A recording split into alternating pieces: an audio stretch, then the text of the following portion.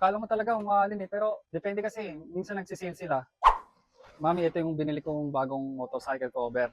Ganda ng quality kaya nagustuhan ko. Yung luma nating cover, butas na, saka gamit na gamit yun, kaya pinalitan ko na ng bago. Kano Sa, naman yan? sa tingin mo, pagkano? Wala ka mo. 300. 300? Lower. Lower. 250? Hindi rin. Lower pa. 200? Lower pa. Oo. Quality na talaga to sa price niya. Itong sa kapatid ko, nasa 300 to eh. Pero halos same lang sila ng tela. At yung maganda rin dito, same na ito. Kung mapapansin mo kasi to, cotton na.